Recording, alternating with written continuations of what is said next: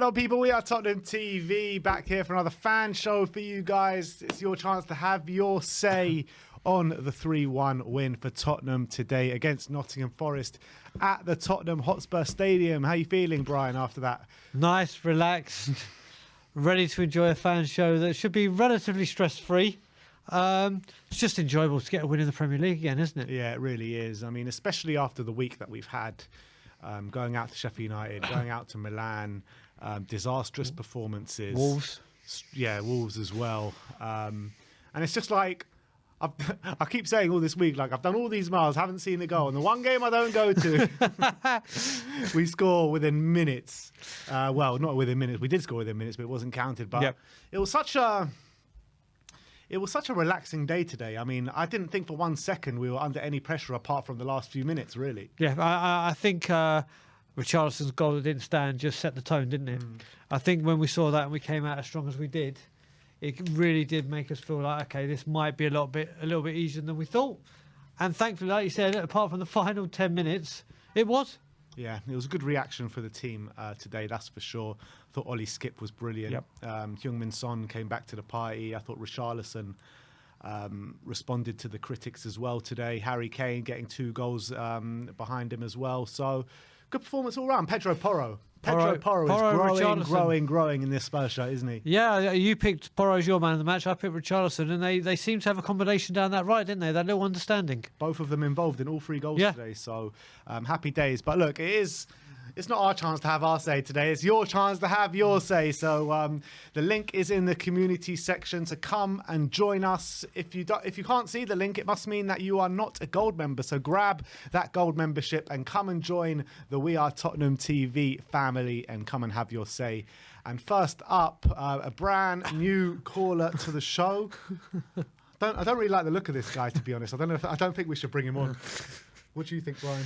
Well, it's your party. It's his party as well. So he's the boss.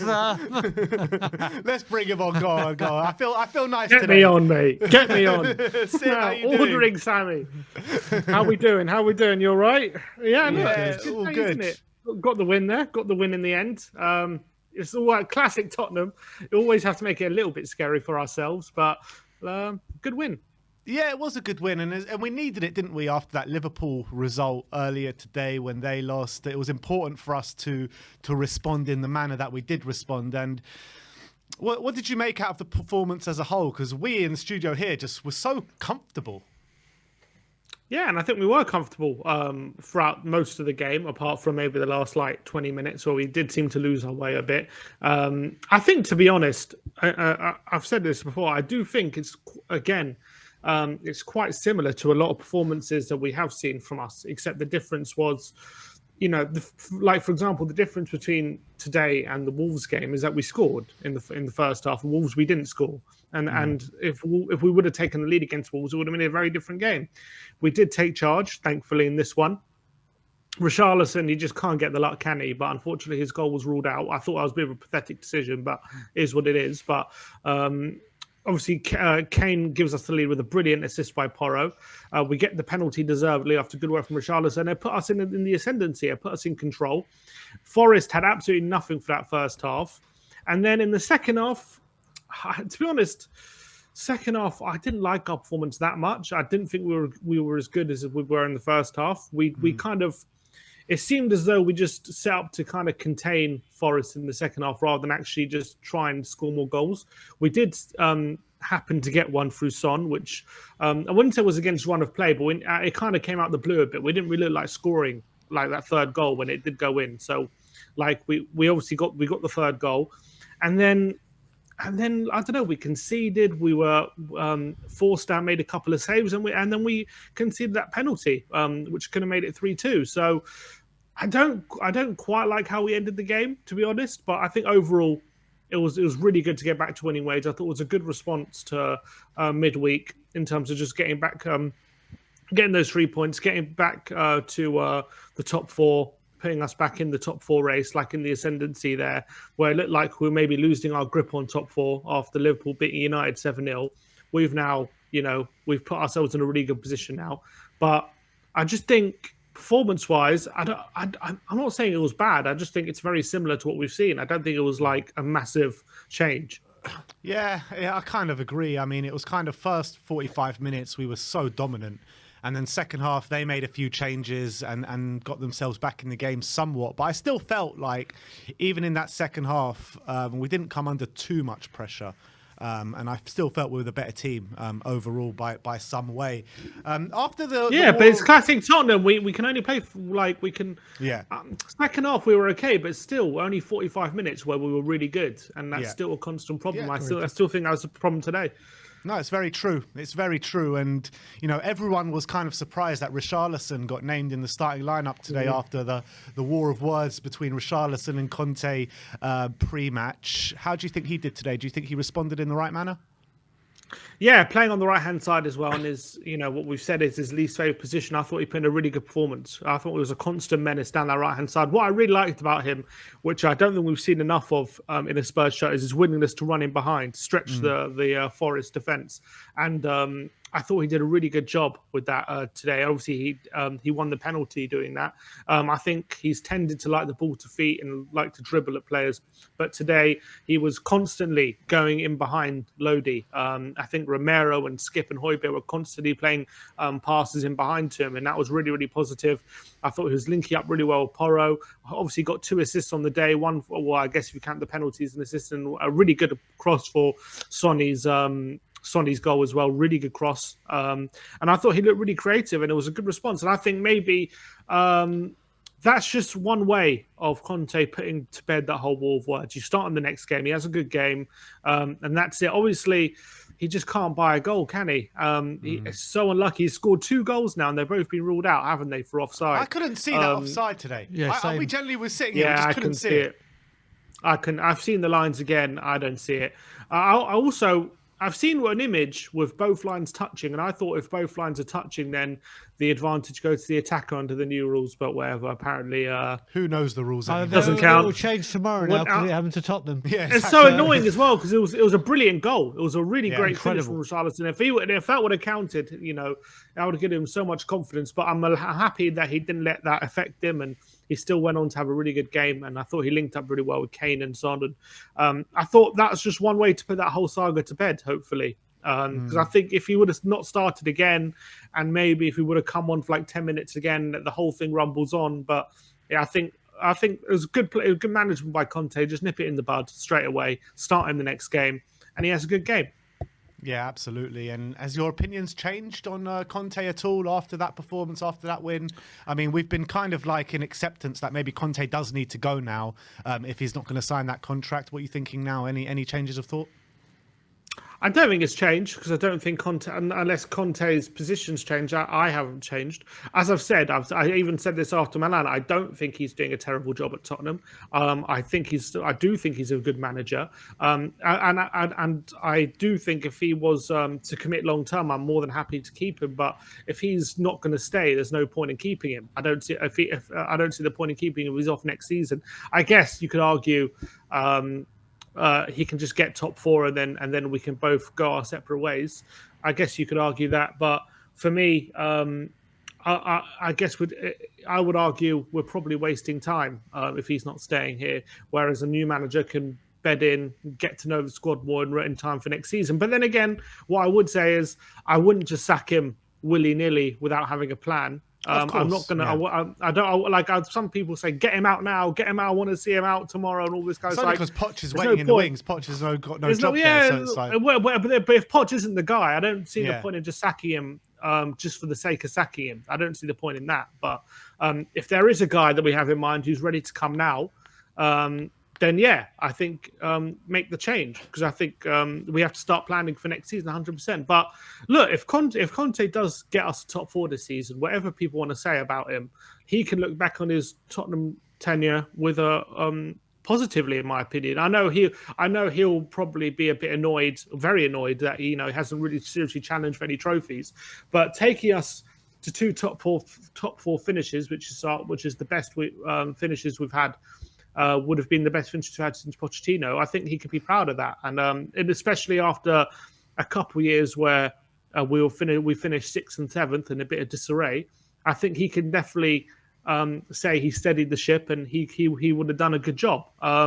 So I don't know. I don't think my feelings have changed after today on Conte. I don't think anything's changed. It's Forest at home. Yeah, and Forest were really poor today, especially in that first half, let's be honest.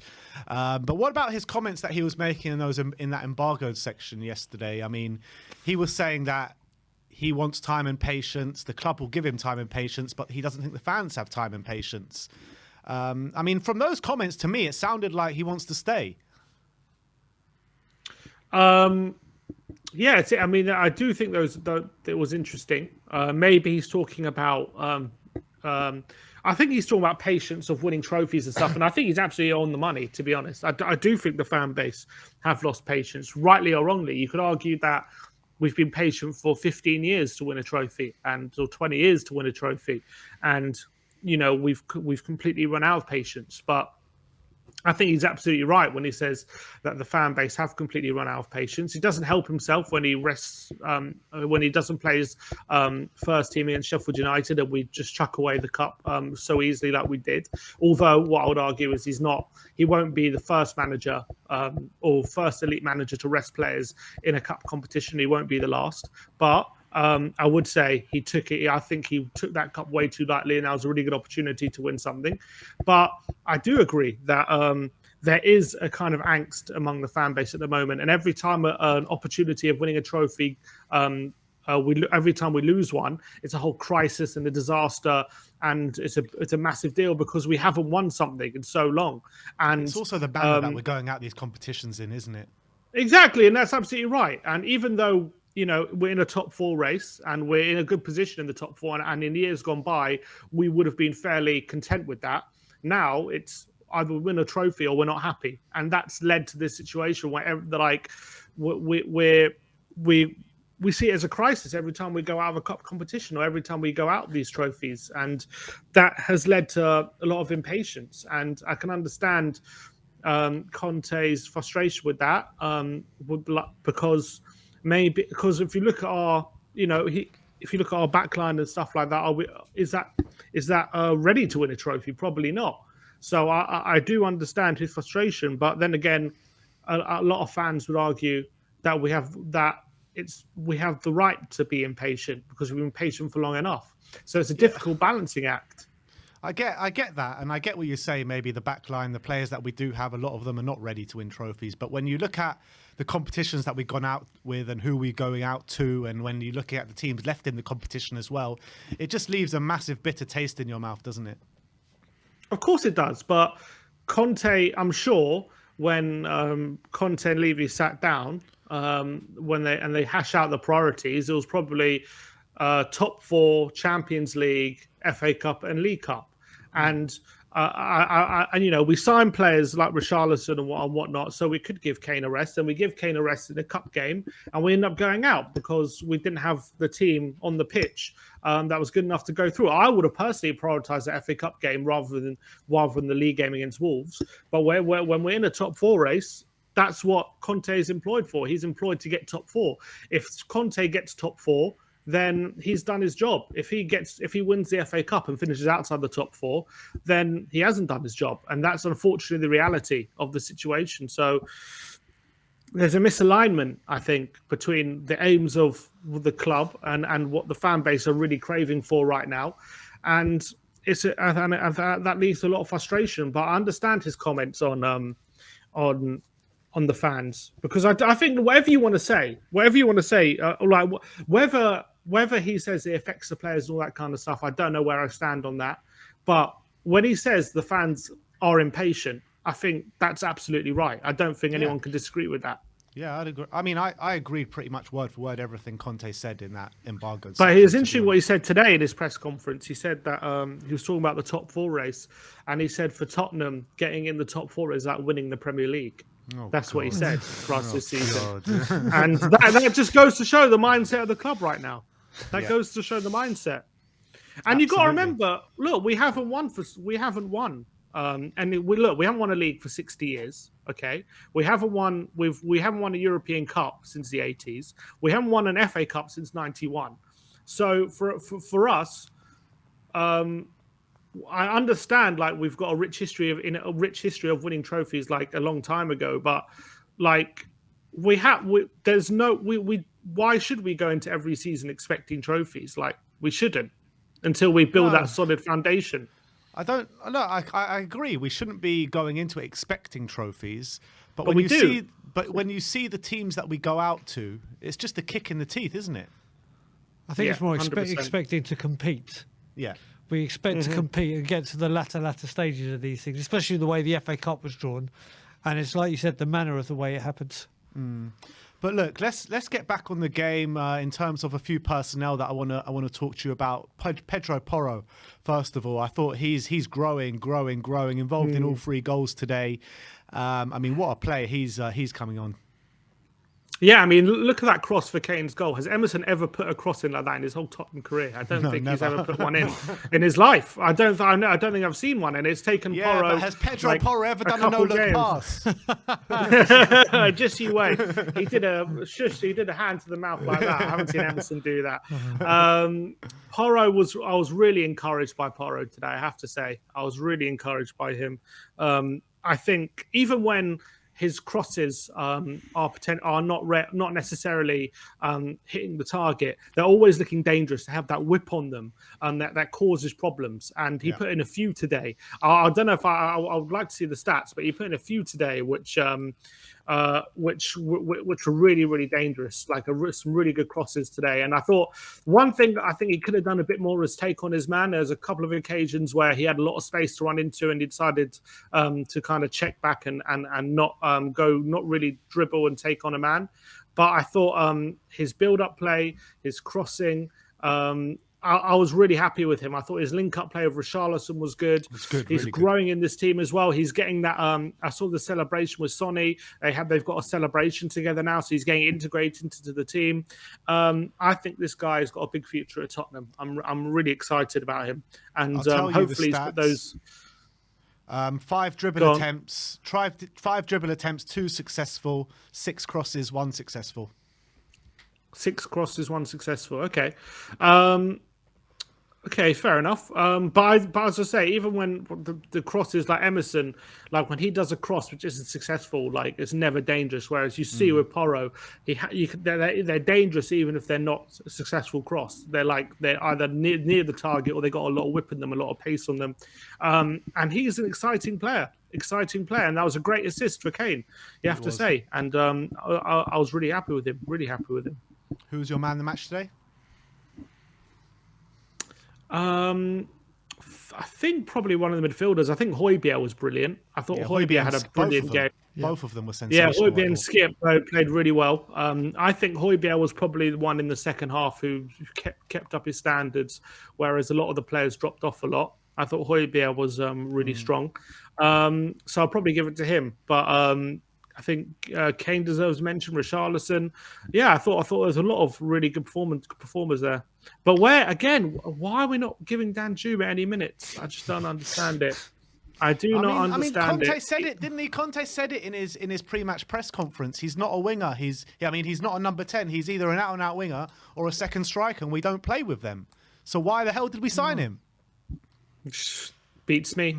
Again, look. When you're beating Everton, when Everton have signed him and you're jumping in to jump the queue on him when he's already basically signed for another club, that doesn't tell me that was planned out. That doesn't tell me this is a player that we'd always wanted and Conte had asked for, and that we'd finally got our man. This tells me that we just sniffed an opportunity and we jumped at the chance. And it seems as though we're getting more and more information that a lot of these signings weren't made with Conte's system in mind and just made because they were opportunities.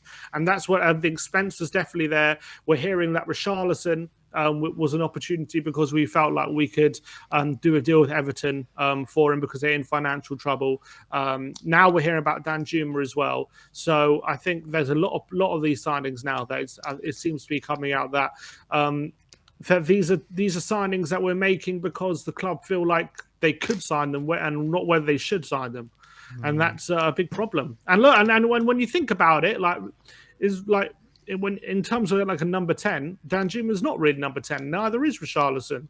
They're not. They're not. But then again, apparently Conte didn't want Maddison, and he definitely is a number 10. He would have definitely fit the system. So, then again, you can't have it all. But it makes we sense. have something? Like Richard, I don't know. Who knows?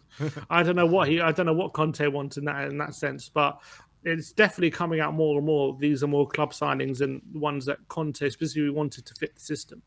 Yeah, absolutely spot on. But look, we're going to have to move on. But Sim, thanks for coming on. And are we going to see you in the studio tomorrow? Yeah. I think I'm over the worst of it. I've had quite a bad fever over the past since Wednesday night. After we went out of the Champions League, I think Conte made me really ill going out of the Champions League. That's called you had a serious case of Tottenhamitis.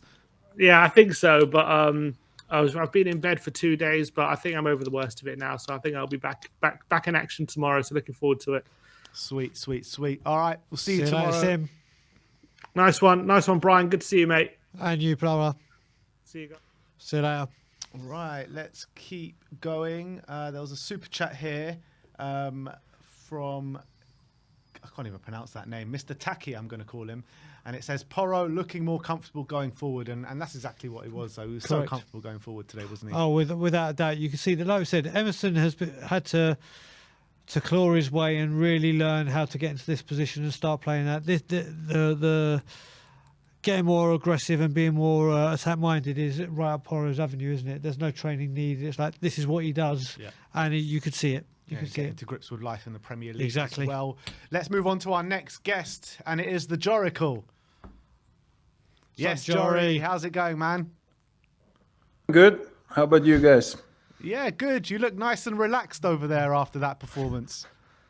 Yeah, I mean, I've been relaxed for a couple of weeks now because, I'm over it. I've gone through the 7 stages of acceptance or whatever you call it. So, yeah. I saw your call-in after the Milan game. I promise you, it put a smile on my face. Put it that way after such a damaging defeat. It certainly put a smile on mine because we were sitting here after that, and the way he was just saying the cherry lager, we could win the league. It was the best remedy ever, Jory. I have to thank you for it. Yeah, we have to find the positives, right, lads?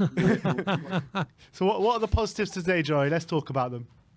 Oh, good question. Actually, for me, the main news and the main, I don't know, maybe, I would say positive is actually the embargo, the press conference. I've absolutely, that's the best press conference I've seen in years.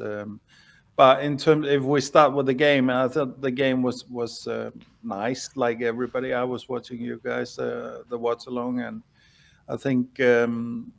Everybody was pretty happy with it, except maybe the last part of the second half. But I mean, we have to remember, and this is what we see is that there was no press on at all, and there's no problem with our team if there's no press, and you saw it in the second half. They pressed a little bit then, and then actually we started having a little bit of problems and losing possession and making mistakes and stuff like that, so. The press is our curse, but that's the curse of any team, really, and that's the modern football, Can you tolerate? Can you, do you have the marbles to take the press and work through it?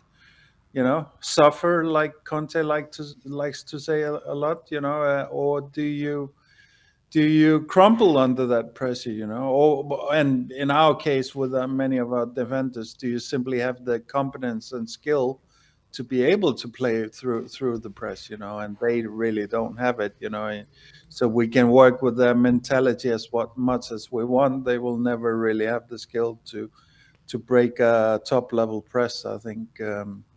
But yeah, I mean, we saw tactically some interesting things, I mean, Richarlison being the tip of the spear is the best use of him for sure, and for me actually what that whole thing kind of helped, because he kind of played fairly centrally and played as our main striker. I think even though he is formationally was on the wing.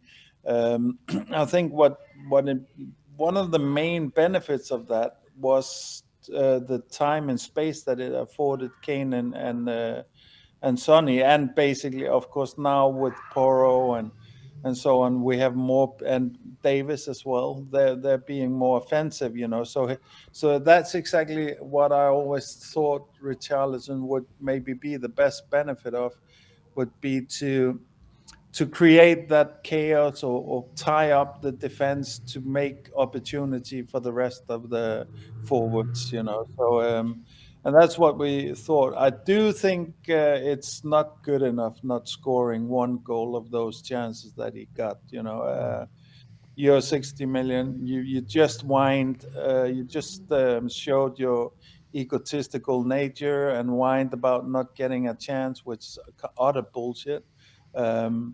So if you do that, you need to step up, and for me, this is not enough. After that rant, you need to do better, And Richarlison, for me, it's turning out to be exactly the player I kind of saw him. I never saw him as a bad player. I kind of put him where what we've been seeing from him, and and he's way too childish and not enough of a team player in my view. I mean, To be we're fair to seeing him, that. Jory, though, he was involved in all 3 goals and Yep. did get that goal 4 minutes in, which Yeah, no, to me in didn't that even way, look offside. Yeah, no, I do agree on the pitch. I don't really. I mean, I actually do think he's not egotistical on the pitch. I would definitely agree with that. But I just mean, like, you can't, like, the dressing room drama, which I always was wary of him bringing it.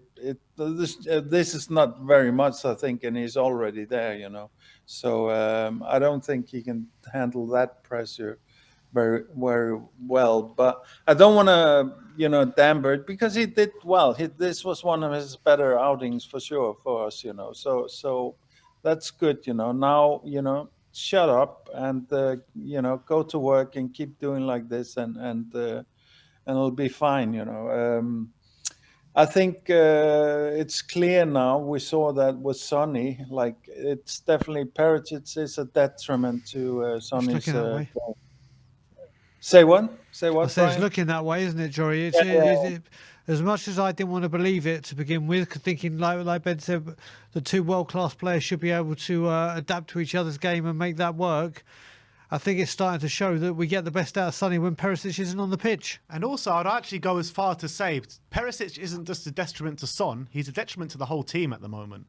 So I'm happy not to see him in the team. Yeah, exactly. I mean, if we take the good Perisic, which was the first period in the club, he definitely upped our wing back level by leaps and bounds, and was very important in terms of assists and stuff like that. But now he's been really, really poor at the latter states of this season, but I also just think that the midfield in general, like the transition, I've been talking about it so much, that Sonny's game is off because the transition is off. The transition seemed more natural, more smooth, more one touch, not back and forth endlessly. Like, our transition has been, most season has been like couple of, like, 3 touches, hit a wall, go back, 3 touches, hit a wall, go back, 2 touches, played long, something like that. This is what we're seeing way too much, and now this game, of course, without the midfield press, it's easy to talk about that, but it at least seemed like we knew what we were doing in terms of the transition now, and especially with the like, when it came to going from that point where you normally see Sonny, being effective. I don't think Sonny wasn't really playing his normal role, really. I think Kane and Sonny were almost playing like playmakers, like 2 10s for Richarlison.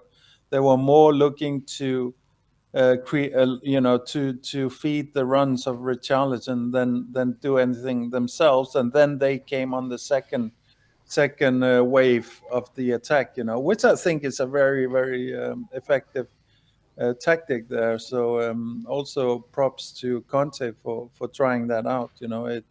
It's definitely something we should be working with going forward. Talk In to me. terms of the, yeah, Go on. sorry, No, I was going to no, say talk. yeah, I was going to you say, say. talk to me about that embargoed section. What did it tell to you? I mean, for me, I actually thought watching that Conte actually wants to stay here, and the club want to give him the time, and he's kind of thinking the fan base are too impatient for what he wants to do here. What did you get out of it? That's exactly what he is saying, and he's been saying it before, but now he's been really clear, and now he's like, all I can I couldn't I absolutely adore Potts. I adored Mourinho. I adored Conte. They all did an absolute brilliant job for this club. If you look at it overall, all the problems that we had are by far due to other issues, which comes basically down to the squad quality. And you can talk about what you want, how come the squad quality is what it is. It is what it is. And I think all of these managers have done actually above and beyond what anybody but a brilliant manager would do, And I think that's what Conte is saying as well. He's saying I'm fine with our situation. I'm fine with working with what I have. I'm happy with the conditions that, or maybe not happy, but I'm working with the conditions that I have in this club, and the club is happy to give me time, but the patience is out. And he puts that on the fan, and he's absolutely right. But of course, I'm convinced that this manager out narrative is always fueled in some regard from people on the board, Levy mainly. And I think Levy would be probably happy to keep him around if the pressure wasn't building.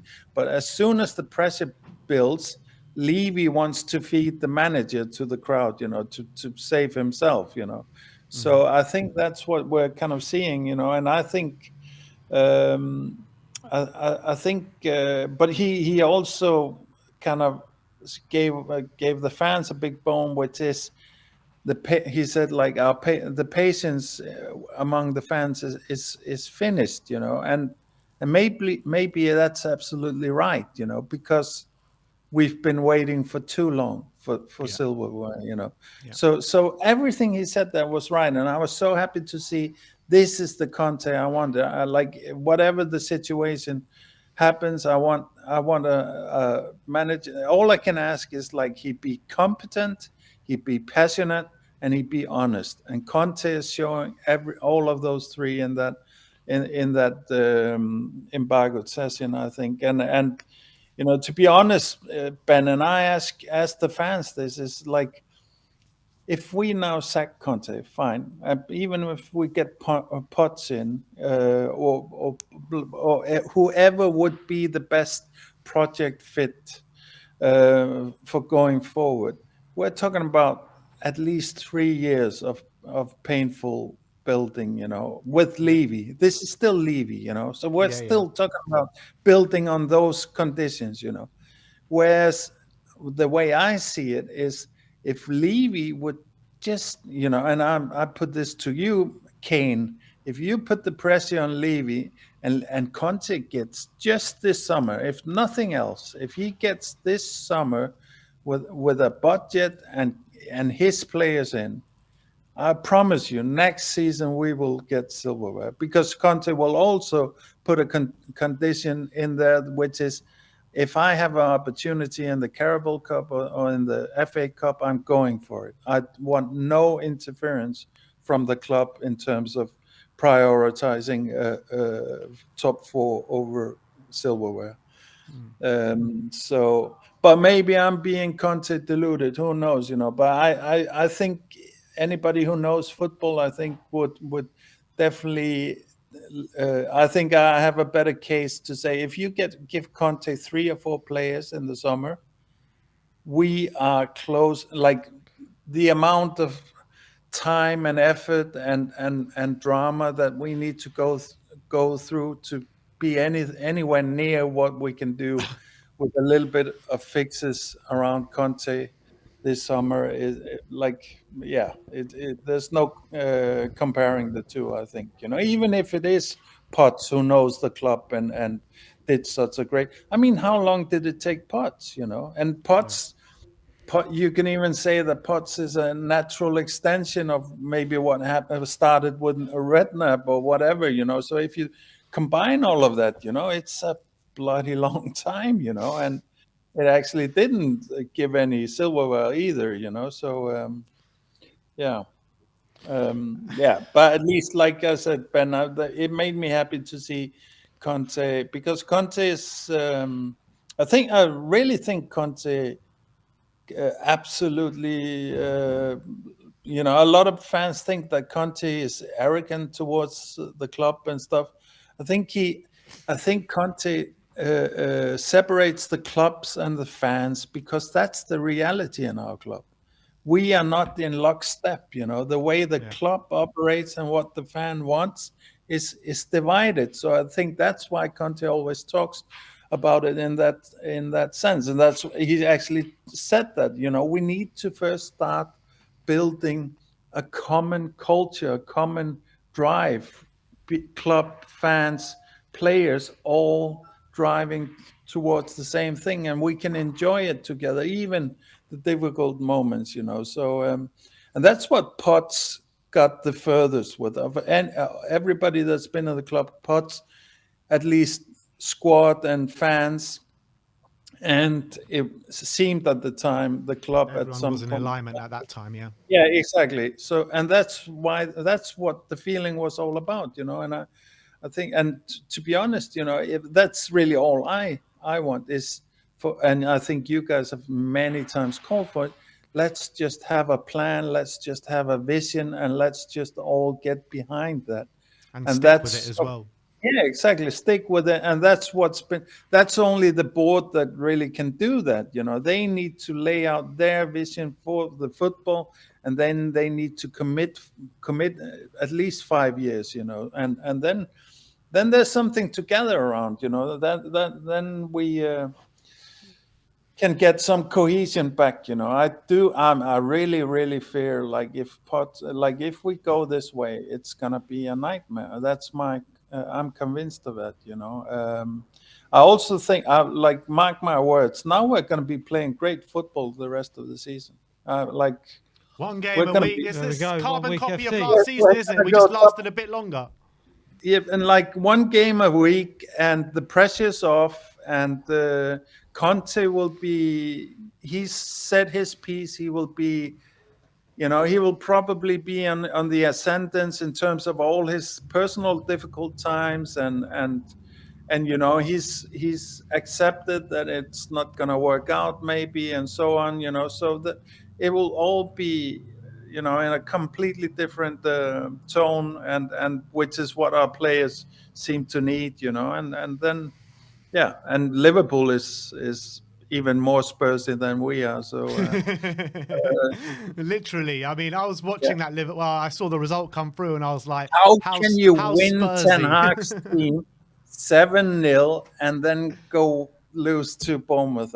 This is even beyond the Man City Burnley I know situation. I think it really is. It really is. But one last thing I'm going to talk about is back on that Conte embargoed section. I mean, in terms of the fans running out of patience, or the fans that have run out of patience, I mean, I really think that if Conte was to sign on the dotted line before the end of the season, that patience would get extended by so much, because we know that we've got a world-class manager and we've got him here for the foreseeable future. So I actually think that he's kind of playing into that, why the fans don't have patience. I completely agree. But I think, to be honest, and I don't know this, do we know that he's been offered anything? And I actually think he hasn't been offered anything concrete because of the pressure. I think Levy is always playing this game that if we get pissed enough, he will throw the manager to the crowd, and that's what he's been lining up now. But if the pressure now backs off and we go into a period where we play really good, then I'm sure Levy even might reconsider. But like now, I'm trusting what Conte is saying. It's not because I have faith in Levy, but Conte seems to have a little bit faith in the board and so on. So I have to trust that. I think Conte is shrewd enough to see through various games and so on. So I do think that, I completely agree with you, Ben. By the way, like the fact that he hasn't signed anything is, of course, multiplying the problem for sure. Yeah. So yeah. All right, Jory, always good to chat to you, my friend. Lovely And, seeing you. It's a great show as See you always. soon, Jory. Thank you, mate. Take care. Bye-bye. Big up the Joracle. Big up the Joracle. Next up is Elias from Step Up Spurs. You could take this one first, Brian. There we go. I know what I want to talk to Elias about first. How are we doing, buddy? I'm doing good. I'm really happy. I can see your smile is lighting up the stream. I love it. So, Elias, what are we going to talk about first? I think you know where I'm going to go with this, don't you? Yeah. Go ahead with the one that you have been waiting We for. had a little discussion yesterday about a certain Brazilian number 9. Or our Tottenham's number 9 as well. Okay. Oh, Listen, I must admit, when I saw him on the right, I didn't think it was going to be what we've seen. He hasn't been most effective there, but he certainly was effective today, wasn't he? Yeah, I think he was effective. I mean, I won't deny the fact that he had a great game. I mean, the first goal as well. Although I must admit, I was kind of happy that actually when it went offside, so that all the Richarlison lovers won't put me in the mud. But yeah, it is what it is. But the credit is due. He had a good game, really. And I think definitely he has been better than what Kulusevski has been lately in the last 3 or 4 games. So it was a decent game, and I would give him credit where it's due. My problem with Richarlison has not been like directly with Richarlison. When people say that Richarlison is better than Son, that's where the problem comes in. Yeah, no. I think. Go on, Yeah, Elias. yeah, so I think we clearly saw that as well today. Son had a great game as well. Like I was looking at his stats and Richarlison's stats.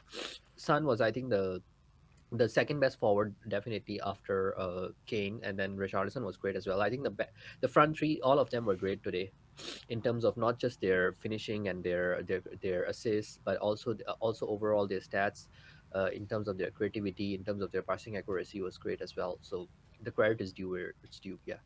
We've got to look at this actually. We've Kane, the last couple of games when we did the ratings, we did 3s all round and 4s all round for the front three. Richarlison's come in, and obviously they've had a much better game. What do you reckon the other influence was? Do you reckon it was that Porro was so effective? Do you reckon it was because Højbjerg and Skip were that effective, or because Forest was just that awful in the first half? I think it was that whole Perisic thing is the one that's making a difference. I think this is another one that many don't realize, that when Perisic has not played, we have been firing, because that guy actually, he occupies quite a lot of space at front, and that kind of forced the forwards a lot of times to drop in deep, and then he doesn't have the finishing ability as well, and his crosses lately have been poor as well. So Perisic out today, I think it was something I feel that I looked at all the heat maps and all. And to me, I think that really played a big part in the creativity of the front three, and also in the finishing ability and the crosses. And I think they were playing much more freely, I guess, due to him not being there. So to me, that has been a massive difference in this game. And with Richarlison coming inside, it really freed up that right-hand side for Pedro Porro, and where we probably saw his best performance in the Spurs shirt today. I mean, as well involved in all 3 goals. I mean, what did you make out of his performance today? I think Pedro Porro, definitely. One other thing that I wanted to say, he's a proper technical right wing back or right back, whatever, in what regards you want to call him. Like last 4 or 5 years, I think whatever signings we made on that particular spot, I think he's the best of them all at this point. Like looking at it, Kieran Trippier, after that we have Serge Aurier, we had, I mean, just count the names, Matt Doherty, Emerson Royal, like we have struggled in that spot for many years, and I think Pedro Porro he seems like, I won't go so quick to say that he's the answer, but he seems like he's the answer of that whole right wing back issue that we have had for the years, and he seems to be solving it. He's a much more technical player. You can see that, I think, the way he does his crosses. Although he had only one successful cross, but you can see that the way he does his crosses, they are much more dangerous than what Emerson was offering us in the past. Yeah.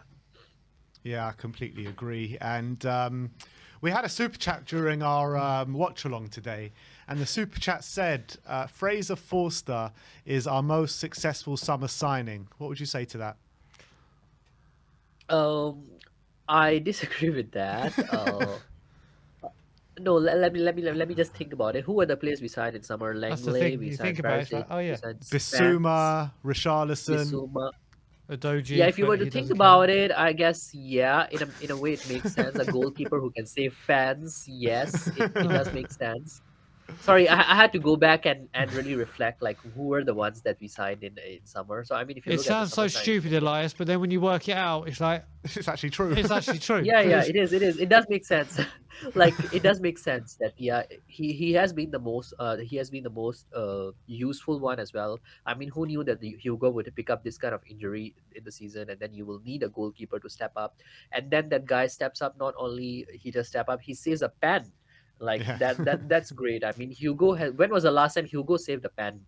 Even Probably Aguero's in the Champions League. No, I think that's been one. I think that's been one. Did that go wide? No, Aguero? no, Oh, it he was saved saved. it. He saved that. No, I think there's been one more recent than Has that. there? I think. I can't remember one. But Elias, who was your man of the match today? I'll say, I'll give Richarlison. it to Kane. I think Kane. Kane. Yeah. I think I think Sky Kane. Sports also gave it to Kane. But also, By one the way, thing I want to touch on. Go on. Yeah, sorry. You Go go on. on. No, go I on. wanted to touch on. I think the whole Conte out thing and all that. If you Yeah, don't that's mind what I was me, going to get to. saying But that. go on, yeah. Yeah, I could see how aligned we are in our thoughts. Exactly. Great minds think alike, Elias. Yeah, I mean that's another thing. I think Conte has said that fans are being a little bit impatient, and I completely agree with him on there. I won't say that I'm avoiding to say that here that fans are to blame for, because all The the chats are fans gonna are the come back at problem, me for Elias. saying Say it, Daddy. You want to be fans Daddy are the Kvyatku's problem. best Fans are the problem, right? So I mean, I just want to say that you can look at this kind of situation where people have been saying that he's stubborn, he's the one big-headed, he thinks himself more than the club. But the very fact that today he started Richarlison, the player who just gave an interview about him like 2 days ago, he is willing to put himself down and his ego below the par, and he start a player like that when he see that yes, this player can make a difference. Probably, I think they had a conversation and they settled their differences there. It just shows that he is not a stubborn manager. He's not a big-headed manager. He can make those differences as well. And I think as soon as possible, fans realize that. I think it would be best for us, because to shit on him saying that yes, he's big-headed, he put himself before the club and all that, I think is kind of bollocks to me. Sorry to put it that way, but we need to realize that he's not that sort of a manager. It's a clear example here. I'd agree with you. I mean, my opinion as of last week was that Conte should go if he's not going to sign the contract, because we just need to start planning for next season, get a proper philosophy in, and really just plan for the future. And it's hard to do that when Conte's here if he's going to leave in the summer. But after those comments in the embargoed section, when he said, he needs time and patience, the club are willing to give him time and patience, but the fans, he doesn't think, are willing to give him time and patience. Is that a man? Are those comments of someone that wants to stay then?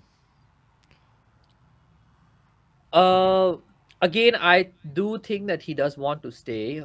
However, it's a little tricky to analyze this kind of situation, given the fact that when you lose a game and when you win a game, either your emotions are very high or either it's very low. I think we are all emotional beings to a certain extent, so you really can't make of it. I usually analyze managers' ambitions, usually the midweek conferences, because that is like the right timing where they talk about these kind of things in much more detail. So I think the next press conference that he'll be doing before the Southampton game would be a very crucial one, where we can see where Conte's ambitions lie, because the post game and the post game conferences are not the best ones to analyze the situations that managers are in.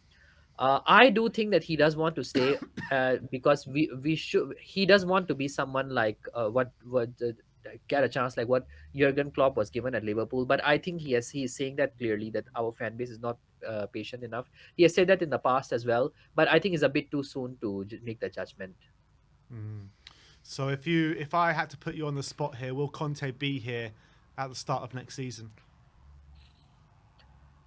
It all depends on Daniel Levy and his ambitions. Again, like let's say if Daniel Levy were to promise Conte that yes, he will back him, I think he will definitely be here today. And if it's written in the contract, there are certain clauses that suits both sides. I think he will be here next season. But if Daniel Levy is not showing any form of ambition and he does his old tricks and he comes up to there, then I don't think Conte would be here next season. So it all depends on Daniel Levy again. It's like we don't even know that whether Conte was offered a contract earlier in the winter as well. We don't know yet. So I would say it depends on Daniel Levy. All right. Elias, always good to chat to you, my Speak friend. to you soon, buddy. Thanks for coming on, and we'll speak to you very soon. Yep. Come on, you Spurs. Come on. All right. Who do we have next? I mean, we don't get people on that don't watch the games. Exactly. So. I mean, this is going to be this is about as entertaining as match of the day today. This I one. know, He hasn't watched it, has he? So what are we going to talk about if he didn't watch the game? I don't know. Let's find out, shall we? We'll talk about who let the dogs out. Yeah, shall let's we? do that. Let's do that. Let's bring him on. KPV. Yes, KPV. How you doing, lad. mate? Okay, just been shopping for food and had a shower and a haircut. But yeah, Did you watch it? You had a shower and a haircut whilst you were shopping for food? That's a bit weird. No, it's different. But I haven't watched the highlights yet because there's no match of the day. But they're probably just going to show the games without any presenter. But yeah, they'll just show the highlights. But I'll watch it on YouTube, but not on TV. Like, we've got games coming up. But anyway, a 3-1 win. I said 2-0 and Tim said 2-0, but I'm surprised you, Jabroni, didn't predict the plan because it's not been on YouTube. I've looked and it's not on there. The video's not out. Yes, it is. No, it's not. Get it right, KPV. Come on, get it right. It is. No. And host in the background, keep your mouth shut. Stop telling me what to do, okay? You heard that? What did he tell you what to do, KPV? He's only trying to organise everything. He's doing a great job. Well, I want him to stop annoying me because I will not tolerate people telling me to stop joining and leaving because I don't tolerate that. So if that's Vinny in the background, I do not want to hear it. So if he's only just trying to make this stream run as smooth as possible. So he's doing the best job possible. So please do listen to him. Well, no, I don't take orders from anyone. So move on, please. Let's just move on because I don't want to start a war. You don't stop. No, what was that then? Now, host, I'm coming for you. Not. KPB, you didn't watch the game today, so I can't ask you who manned the match. I can't really ask you anything, to be honest, about the game. Well, I didn't watch because 3 o'clock kickoffs, they're not normally on TV like they used to be over the last decade or so. I don't know when there was last one on TV. They're probably normally on the red button. I don't know if there is, if there has been. But anyway, 3-1 I'll take. But Forster saving a penalty, about time we conceded one and he saved it. Like, I think mentioned Aguero's goal in the Champions League in 2019, but De Bruyne took a shot and Laurie saved it. But like, yeah, we finally conceded one, and Kane's last hat trick was in the Conference League last season. If you were asking in the chat today, We were. yeah, I was at the game then. It was NS Mora. We won 5-2, was it? Yeah, something like that. But tell me, KPB, has Fraser Forster been our best summer signing? Well, Michael's smiling. Yep, he put his hands up. So, yeah, but Perisic wants to return to Inter. Like, fair play enough. You're not good enough, kid. So, who are we going to get that's better than him? Like, we should bring Destiny back Adoji. Reggie fella. Oh, Yeah, I mean, to be honest, I wouldn't mind if Destiny and Reggie were our 2 left wing backs next season. Would you? Well, no, when it came to, we had this discussion last season. I thought Sessegnon would be the better wing back, but I think Reguilon is the better full back. But right now, I would take Reguilon. I was wrong. I'll take Reguilon back in a heartbeat with Adoji. Oh, fair play enough. I'll accept that. Like Reggie joined in 2020. It was Mourinho signed him, and he just won the Europa League and Champions League as well. A few Champions League. He's a serial winner, and look, like I'm still not changed my mind on Conte because after what happened in midweek, we've had a bad week. But great way to bounce back. Southampton away. Ward-Prowse is gonna. Ward-Prowse will probably score tomorrow, but Southampton away. Like we've already battered them at the start of the season, and as I said before, I was out unfortunately. But like, yeah, let's see what happens tomorrow, people, when they play United, because we're 6 points ahead of Liverpool after they lost to Bournemouth. So thank you, Bournemouth. Adam Smithy, ex-Spurs man, brilliant win, and 3-1 today. Man of match. There's no question or debate. Harry Clase. You didn't even watch Oh, the game. Exactly. I didn't, but I just. Who was the second? Who was the second man of the match then, Carl?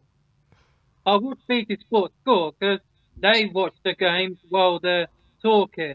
Second man of match, Skippy. Okay. What did he do so good today?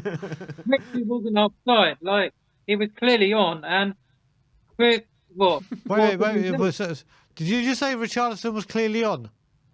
Yeah, he was on. I said he wasn't offside, and it's like Harry Kane against Southampton. Like the referees have an agenda. Like we've been robbed again. Like these referees clearly hate us. They clearly just don't like us. So hopefully next weekend it won't be like that again. Then we're completely screwed. So hopefully it won't be like that again because I'm getting sick of this crap every time we are robbed. Like just get rid of it. Like we're being robbed since the Champions League final we were robbed, and now the last few games, well, last season Southampton and now this game, we've been robbed. Like, just scrap it, man. The players don't like it. The fans don't. I know probably the coaches don't, but get rid of it. KPV, Yo, pleasure sir. having you on, my friend, today. Pleasure. And as always, Levy, suck. Lady King in. Oh, Lady King's in now. Wicked. What about Yeah, Brian yeah, Cable? Yeah. What's happened to me? What have I done to you?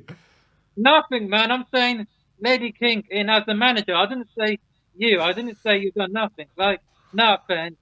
You haven't done anything wrong. But just got a question before I go. When is Tottenham on board doing a fan show? Like, I don't. Hopefully, we're going to do a few things live this week. So keep your eyes peeled. Yeah, let's keep our eyes peeled. You do that. Big up, Love KPV. you. Have a good rest of your day. Have a good weekend. And I'll See see you later, you brother. all next time. And as always, Levy. Big up, KPV. Let's keep going and let's go to Michael. Michael, I haven't Big up, spoken to you Michael. in a while. Haven't been here on a fan show in a while. How you doing? Yeah. A long time no see, and yeah, honestly, it will be hard to beat what I just heard. You know, KPV is the masterclass, so I guess I will just come here and ramble. But you know, Well, Michael, I think for sure, one thing's for sure, there'll be less swearing than there was in the Milan game, eh? I'm extremely sorry for that, guys. It's just something broke. Something broke in me, and I just had to get it all out because yeah, that game was something else for me. Like, Oh, mate, it was a brilliant interview. no, I think something Yeah, broke in all of us Yeah. that night. Let's be yeah, honest. yeah, definitely. But look, let's talk about the game. I mean, I thought it was fairly comfortable for the most part. Was that maybe the most comfortable maybe you've been watching Spurs this season? You know, so before this weekend, I actually decided that I'm going. Okay, let me explain. In our streaming service in Poland, we have this thing called multi-league, and basically those like 3 p.m. matches, they are all streamed together on one stream, and there is a host who switches between the matches whenever something is happening in one of the matches. And when a goal is scored, they show the goal from the other match and something like this, right? So whenever Spurs play in this multi-league thing, I always watch only the match featuring our team. but this weekend I decided I'm going to watch the whole thing. So basically, I've seen like parts of our match, not like 90 minutes as a whole, but I was watching it also, like the progress bar on the SofaScore. So basically, I know how the game went. I've seen the goals. I've seen like the best shots and actions. I've seen Forster save the pen and etc. Right, but yeah, from what I gathered, basically it kind of was comfortable, right? Like Yeah. the second half was a bit like dodgy. I've seen plenty of like maybe not necessarily dangerous, but some situations from Forest. But yeah, like the lead that we got in the first half was enough to get us through this game, right? So I'm extremely happy for Kane to get both goals. I'm so devastated for Richie that his goal was ruled offside. Oh. That was so painful, because you could actually see like the rage building inside him, and when they chopped his goal off, he was like devastated pretty much. But well, fair play to the guy. He actually didn't like down tools from that, and actually contributed to the game. So yeah, proud of him, proud of the team, and it's honestly something surprising. I didn't expect to be saying that. So Mark, let me ask you. Wednesday Let me ask you that with the goal. When you're watching it on your streaming surface there, because we only got to see the camera angle, it's quite. What were they saying in the commentary on the stream you were watching? Were they saying that it should have been onside, or they could see that it was? They could see the case for offside. So basically, Polish commentary is really unbiased, which is a lovely thing, because sometimes when I watch English commentary, that they can be biased towards certain teams or against certain teams. So in that case, they were like they share their opinion usually of when the offside is so minuscule, like because basically the lines were on top of each other, right? It was like, I don't know, 5 centimeters between them or 3 centimeters between them, right? So basically they said that in those cases it's really harsh to chop the goal off. So they basically admitted that, okay, it's offside, so the goal shouldn't stand, right, by the rule of the book, but it was really harsh to chop it off. So yeah, like and I felt the same way. Like honestly, it was a brilliant move by him, brilliant pass by Skippy. To see the run of Richarlison, and he was just like millisecond to started millisecond too early, right? If you look at it. So yeah, I think it was harsh, but yeah, I've seen the whole situation. So yeah, it was harsh, as I said, and so did the commentary say, right? What's your feeling now on Antonio Conte, or what was your feeling even this week after the Milan game? Because I think, like the majority of Spurs fans, from my understanding, would just say it's probably best just to cut our losses now if he's not going to sign on for the foreseeable future. He came out and did that embargoed section saying that, he feels that he's got time and patience from the club and he wants to give time and patience to the club, but he doesn't feel like he has it from the fan base. I mean, what's your opinion revolving that situation now? Yeah, so it's really tough because of the previous 3 results. I feel like even in me there was this like, I don't want to say rage building up, but I was basically getting like pissed off with the team, with the tactics, with and it builds up inside you even if you don't want to admit it. And I think like in my Wednesday call-in with Brian and Nick and Danny, I think it just all like went out. But thanks to this, I think I've calmed down a lot from that Wednesday result, and actually I think I can look at it like objectively, let's say. So I actually kind of share. I think Jory was saying that, and I understand what Conte is saying, that he has the patience from the club, and I feel like now, for me, it feels like the only reason why the club would sack him is because of the fan outrage, if you get what I mean. So basically, if it gets so toxic that people stop coming to matches, that people are booing, chanting, different things, there are fights inside the ground, which is basically a bit like it started happening, right?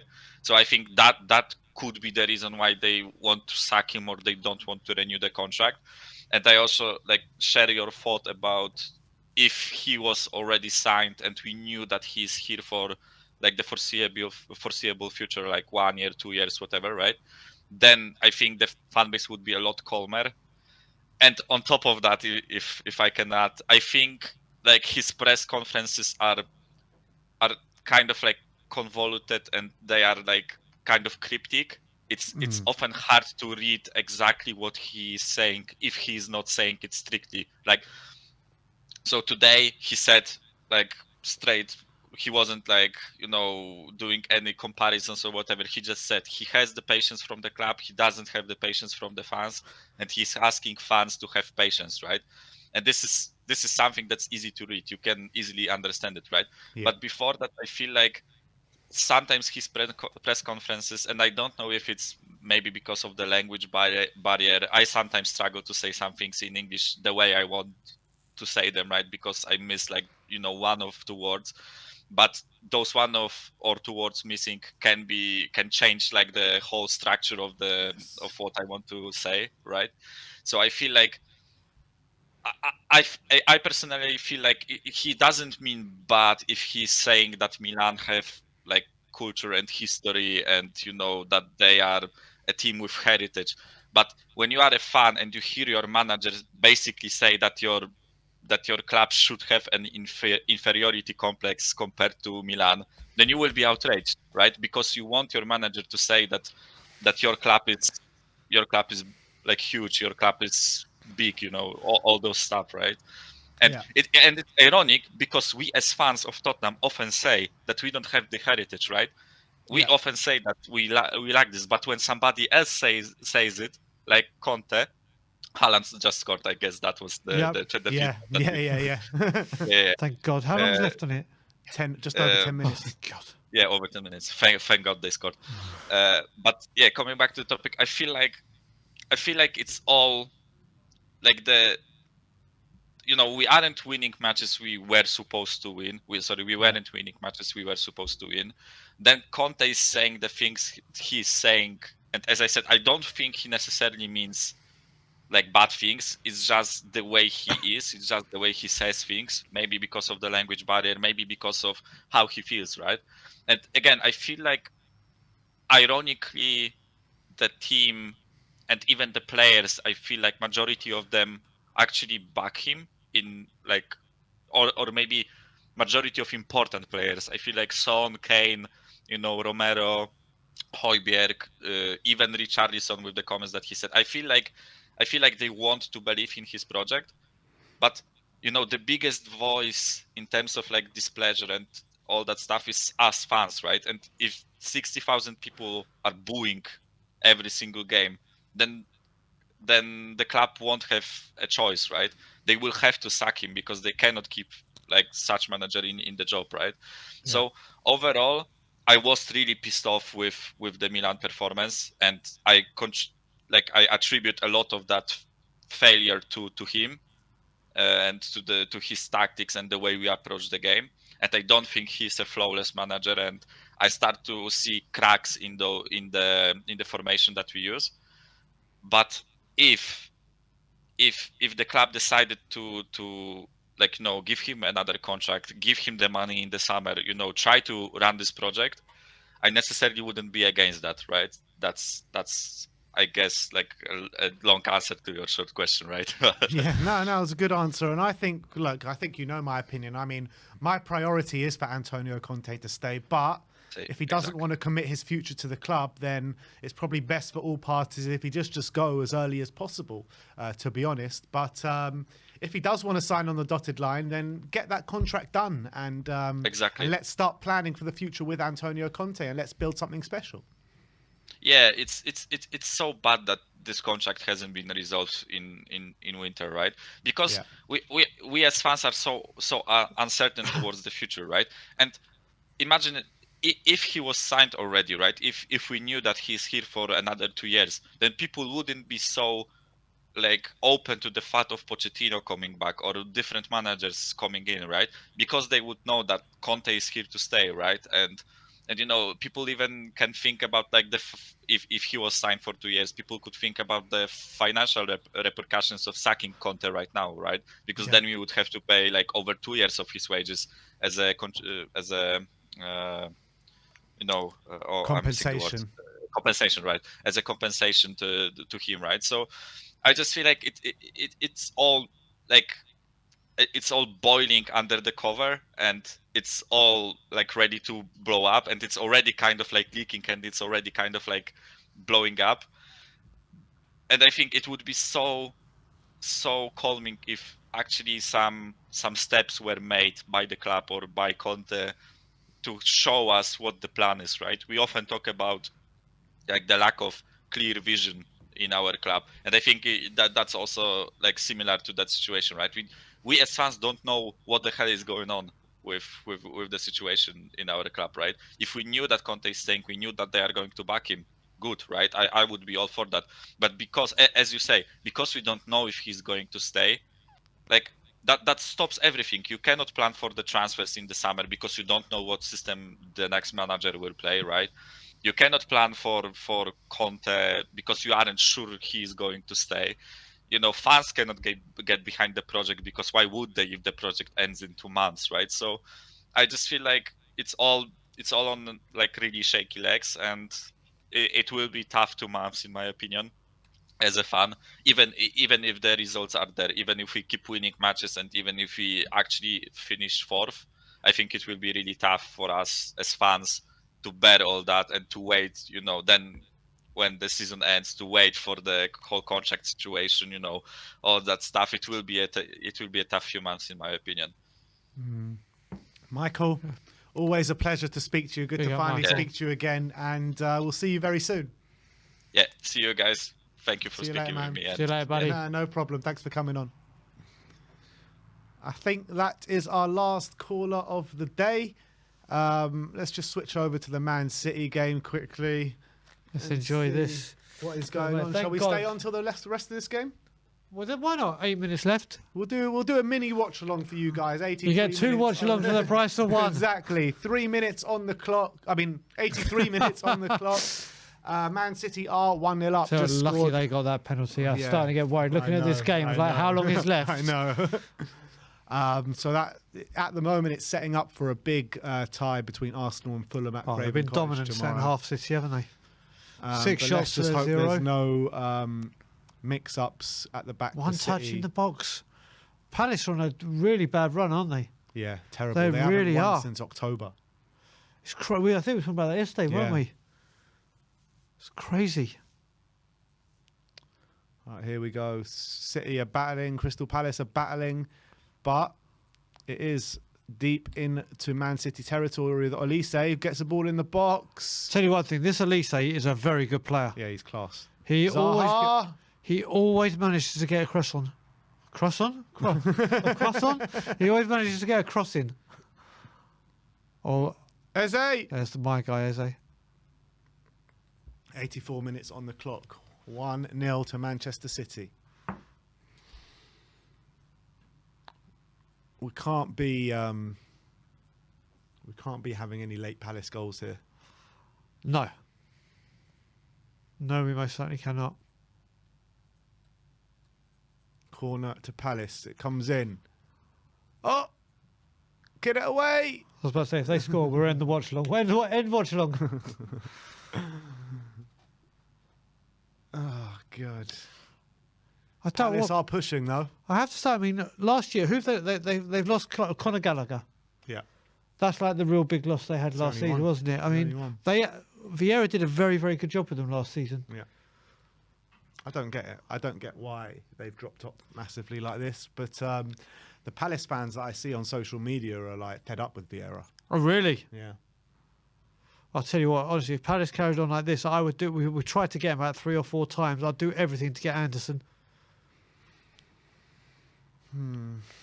Would you take him 100%? Would he be your first choice? Well, first choice is Bastoni, which ain't going to happen. But if I had to choose a Premier League defender that's available and we could get, Would you take him over Guehi? I think I would. I really do like him. What about someone like Laporte, who's rumoured to be leaving Man That's City a big in the one. summer? Yeah, I saw that. But the thing I think you're dealing with that is obviously, I'm not too sure the size of Laporte's wages. I mean, we gave bloody Perisic 180k. So. Yeah, I don't know if he's on that, but also, will he want Champions League football? If we've got it, then yeah. If we've got it, then he would be. But I think if you're looking at it, if I said to you, who's more available or easier to get, Anderson or Laporte, you're going to say Anderson, aren't you? Yeah. So Laporte currently gets paid 120,000 a week. Okay, so maybe not as bad as I thought. Yeah. What a shame. He's got only 120. He's got in the summer he'll have 2 years left as well. Okay. He's really not been in favour this season, has he? Really not. I think he'll be brilliant for us. Left-sided centre back. That's what Anderson would be as well, wouldn't it? It's, do you know what? If you're going for Premier Leagues, then they're two you would think of. Yeah, I mean, I think if we have a back three of Laporte on the left, Romero on the right, sign a new one for the middle. Maybe Anderson could be that one for the middle. Maybe. Maybe sign both of them. There we go. Here we go in the dream one. Here we go. We're playing football. But we know we need yeah, two. Exactly. That would, I mean, how would you feel if those two came in? Yeah, I think it'd be good. Premier League experience. Yep. Anderson just reminds me. It's got that little twinge of, or that little reminder of Jan for me. Really does. He's so good in the air, isn't he? Oh. And he's got a ping on him as well. He almost scored a goal against us when we were there, didn't he? Yeah. That long range. Is he right-footed or left-footed? I think he's. I think he can play both. Let's have a look.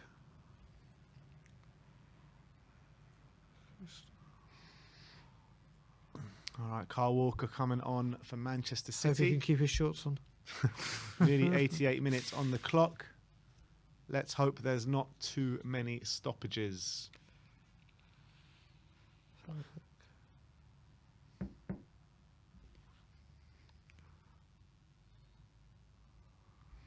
And as well, Conte's press conference will be with you very shortly as well as Steve Cooper's.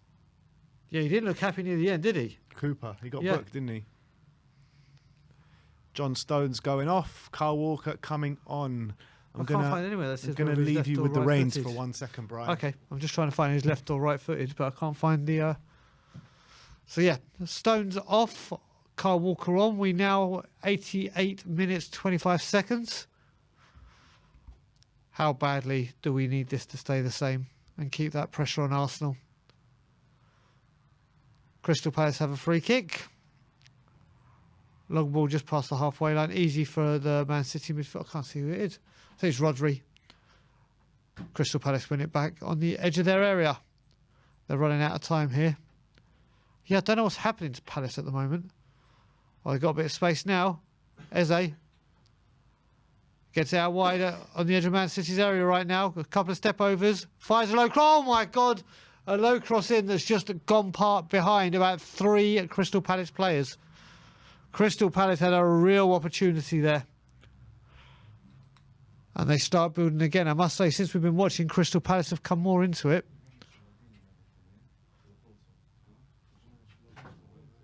And it's back deep in the Crystal Palace half with them building from the back. Let me get the headset on so I can tell you who's...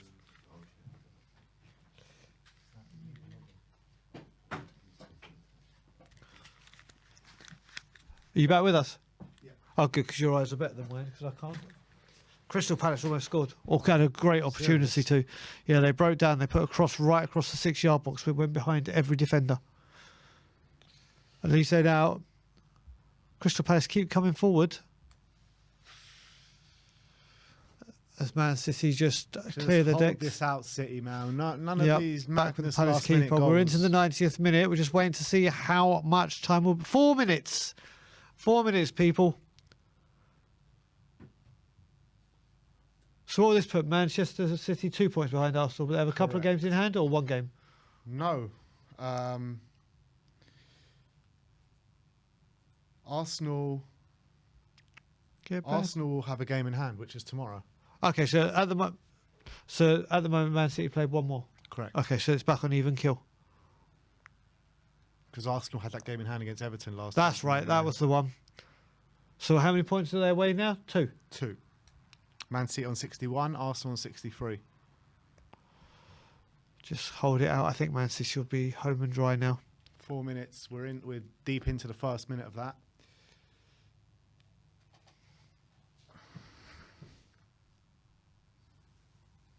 Three minutes to go. Come on, City. Just pass it. Just pass. Don't let Palace have the ball. And if there's one team you want to say pass to, it'd be them, wouldn't it? Exactly.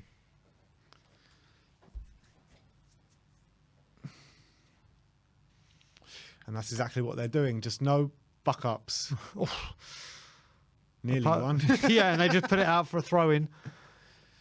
Has he always had Ruben on the back of his shirt? Didn't he used to have Diaz? I can't, you know what? I can't remember. Well, it's like Delhi, when Delhi had Ali, didn't he? And he changed it to Delhi.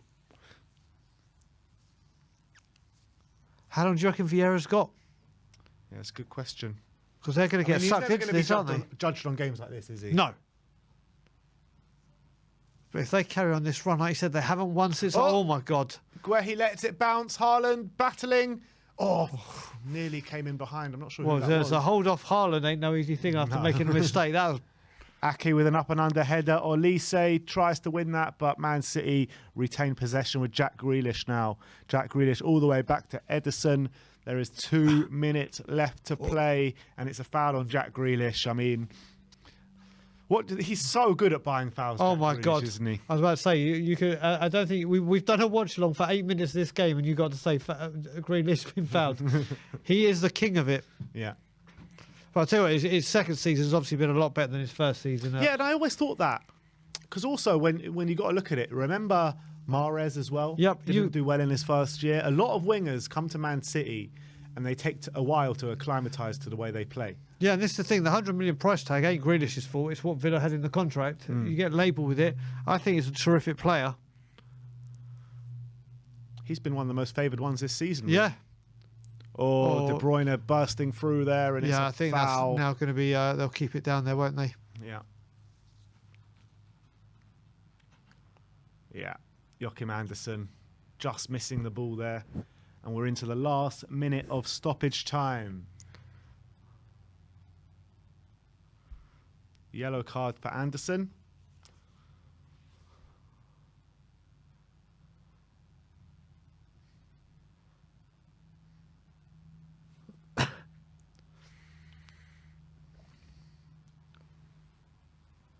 Still looking at it, obviously, it's such a weird stadium, Selhurst Park, isn't it? Yeah. It's the most bizarre stadium. In what way, though? Like the away end, like when we came up to the bit, like the back, it's just such a big stand, but there's hardly anything there. It just goes on for miles and miles. Each stand is different, isn't it? Yeah. Taking it into the corner flag. Haaland's bundled out. It's a throw on to Crystal Palace. Ward is going to take it. 5 seconds left of the 4 added on. Just blow the whistle, ref. Blow. Good game, good game. Yep. And that's it. Game over. Man City win at Selhurst Park by 1-0. Patrick Vieira looks a bit lost there at the moment. And Pep Guardiola and Man City keep marching on. 2 points behind Arsenal now. And the way the league table is setting up, there's a buffer from like 2nd to 3rd, and then there's another buffer from like 4th to 5th, which is looking fairly good for us. But the only problem is the game in hand. So yeah, I think all those games in hand do get played over the next 2 or 3 weeks or something. Well, then we've got a much clearer identification of where we are, haven't we? So we'll see what happens. But that is it from us today. Press conferences will be with you very soon. Big thanks to Brian Daigle. Pleasure, mate. And big thanks to Tottenham on tour of releasing Brian Daigle to us. No, but we'll see you all back in the studio tomorrow for player ratings and all that jazz. But from us, it's over and out. We'll see you all very soon. Like, subscribe and comment. And as always, come on you Spurs.